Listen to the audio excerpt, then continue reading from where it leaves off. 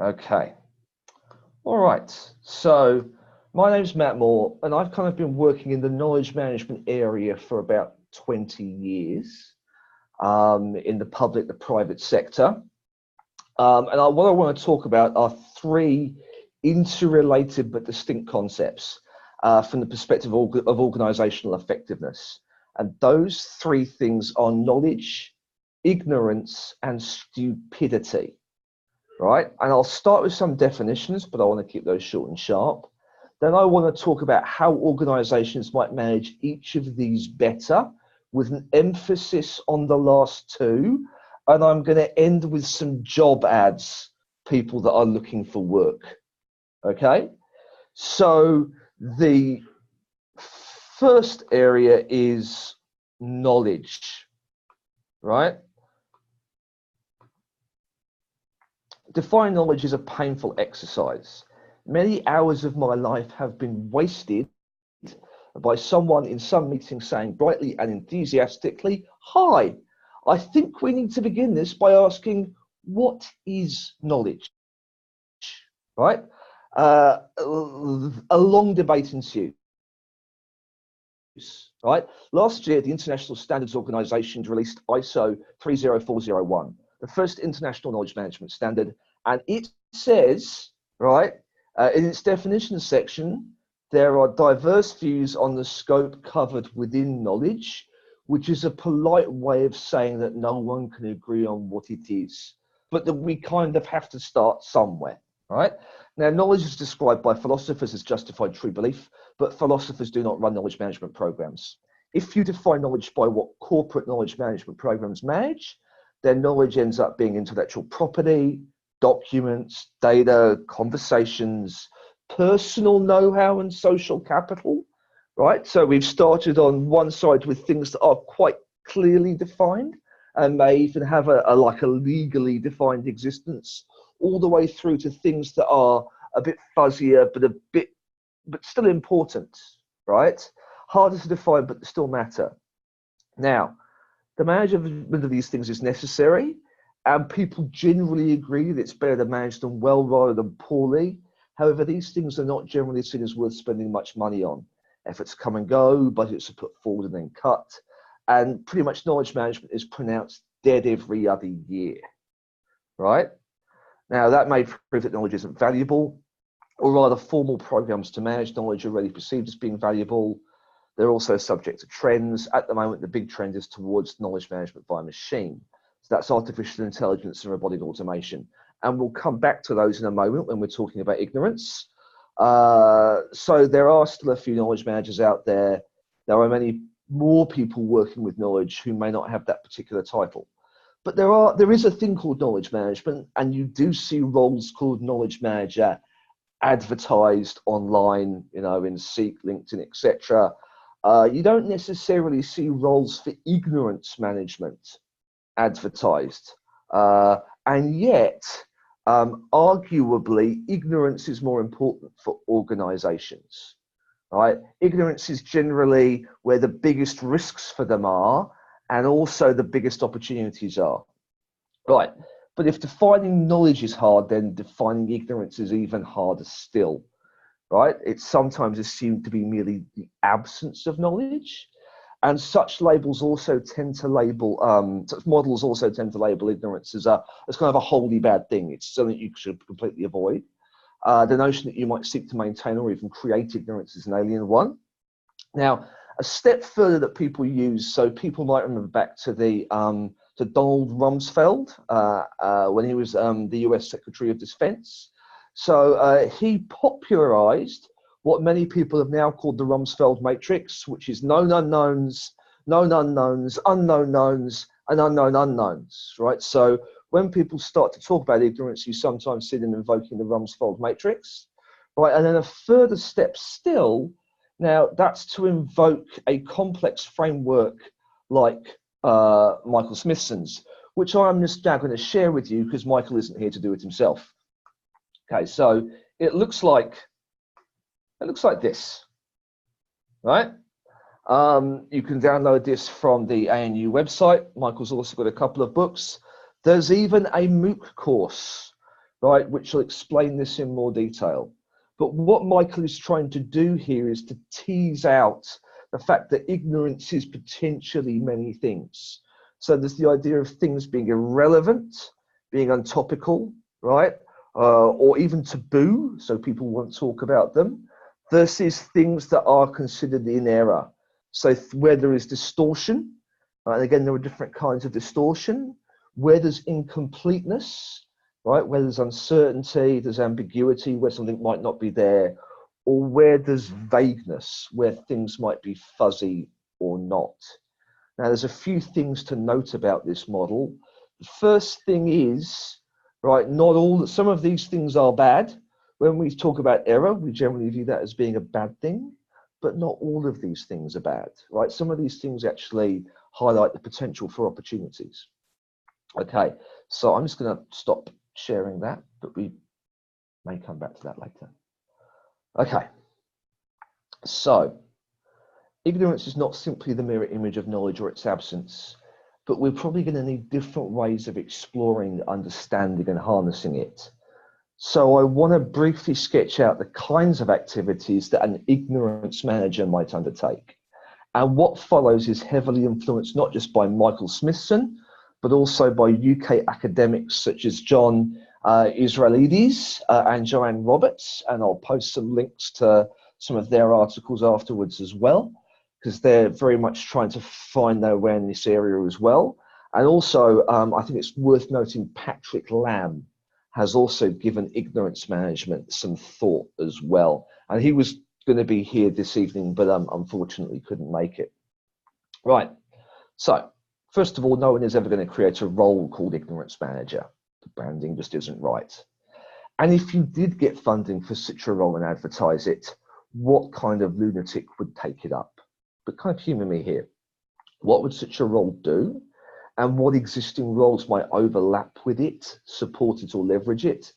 And I do actually want to talk about the characteristics a potential ignorance manager might have, apart from lunacy, kind of later on. So the first thing our ignorance manager might do is identify where knowledge needs to be, where ignorance needs to be decreased. This might be at an individual level, kind of personal skills and knowledge, or it might be at an organizational level in terms of capabilities. Now, Chris Ravinius has suggested carrying out ignorance inventories, an interesting article from 2010. His approach aimed at uncovering the differences between how managers and staff rated their own knowledge versus how others rated them, which has a massive potential for starting lots of fights and bitterness. But it's an interesting idea in terms of probing what we do and what we don't know. And in some respects, it actually relates to what Jason was saying, right? In terms of comparing our own view of our knowledge with other people's views, right? And uncovering, what we might not be aware of. Now, this isn't too dissimilar to what learning and development and knowledge management people have been doing for years, except it's got a specific focus on the gaps. Right. One way of moving beyond that, moving kind of beyond the obvious, is to think about innovation as a deliberate attempt to explore a poorly known area to gain competitive advantage. Right. The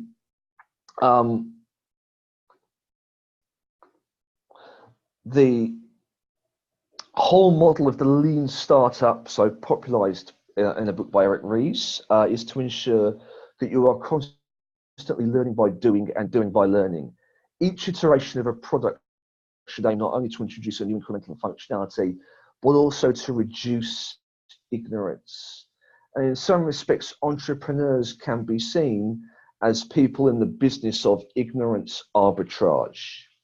Right, so if you're running a startup business, whether it's a standalone or connected to a bigger business, you may decide to actively leverage your ignorance. Now, some entrepreneurs, Seymour Cray, the guy who was responsible for creating the Cray computers, the Cray supercomputers, made a point of hiring deliberately inexperienced engineers because they do not know that certain things are supposed to be impossible.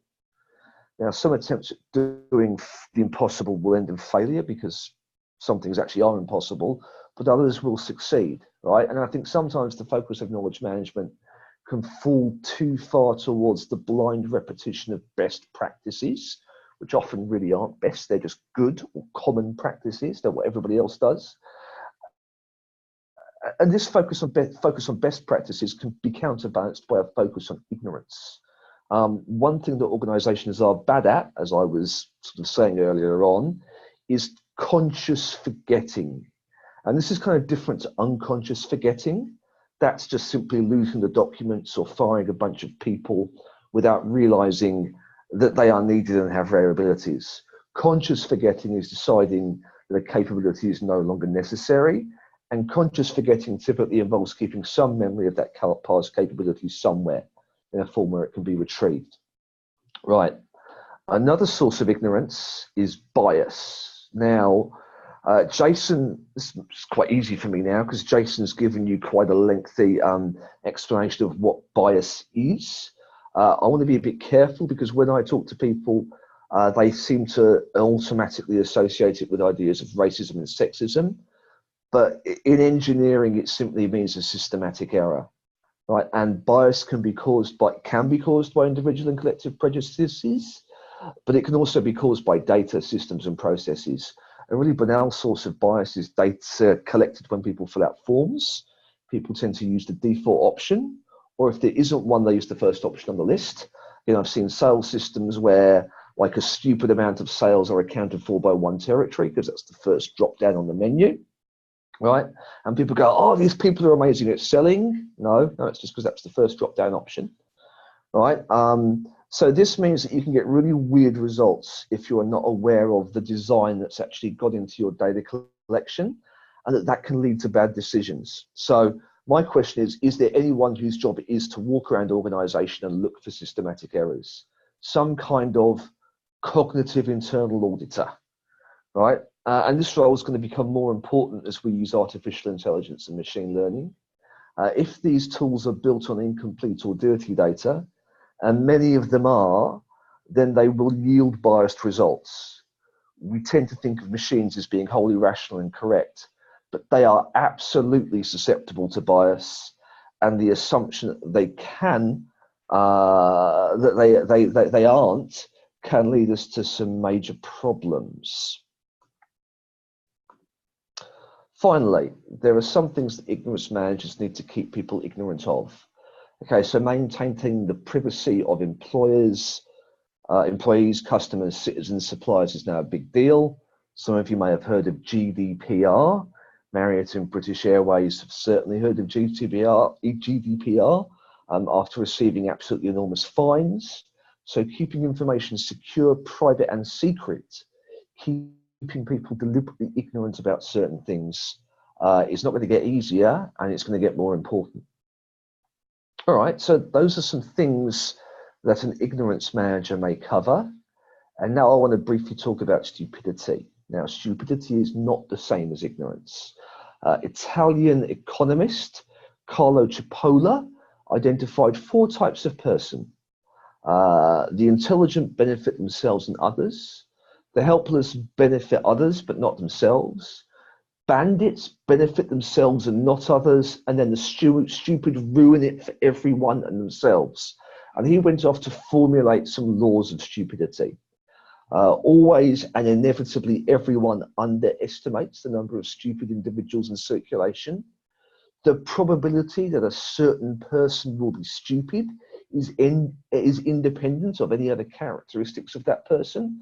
The example he said is that there are the same number of stupid people amongst a population of university professors as there is amongst the general population, right? And non-stupid people always underestimate the damaging power of stupid individuals. In particular, non-stupid people constantly forget that at all times and places and under all circumstances, to deal with or associate with stupid people always turns out to be a costly mistake. Now, as incisive as Cipolla's observations were, I suspect they give us a false sense of security. If stupidity only resides in stupid people, then we simply need to identify them, safely quarantine them off for power, perhaps on Golga Frencham Art Fleet Ship B, quick Douglas Adams reference for some of the fans out there. All right, and we're done. We're safe. Now, unfortunately, that's not true. Even intelligent people do stupid things, right? And stupidity is not so easily contained and identified. And in fact, the notion of smart people doing stupid things is explored in a book called The Stupidity Paradox by Matt Alverson and Andre Spicer. They call it functional stupidity. To quote them, functional stupidity goes on when it is normal for people to be excessively narrow and focused in their thinking, and when it leads to largely positive outcomes. The prime example for them is the 2008 global financial crisis and the ensuing Great Recession. The financial instruments such as CDOs and CDSs were very complicated. They were built by people often with maths and physics PhDs, people that should, by any definition, be considered smart. And yet, in most cases, their implications were ignored as it was too late, and it was disastrous. Right? So, intelligence at one point caused stupidity at other points in the system. So, what causes functional stupidity? Okay, it's pretty simple. Not thinking about your assumptions, not asking why you are doing something, and not considering consequences, right? And there may be different causes behind this. They may be in terms of people's incentives.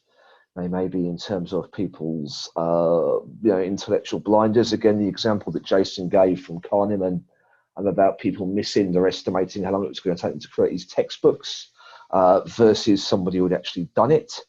And there may also be kind of what Alverson and Spicer call kind of moral defects as well. Right.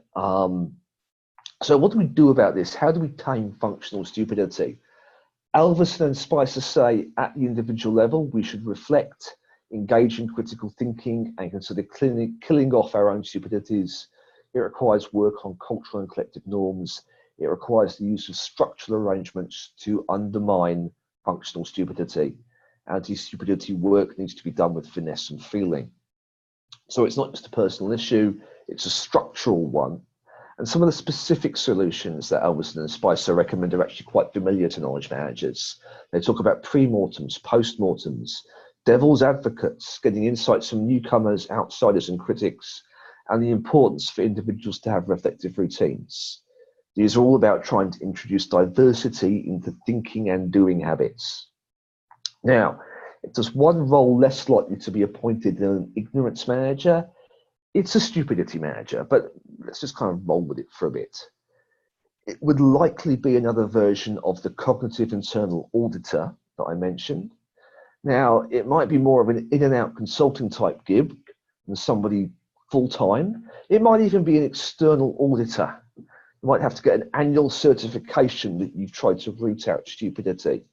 As outsiders find it easier to identify functional stupidity. Again, a lot of the comments around Alverson and Spicer are organizations that are functionally stupid tend to exclude external points of view.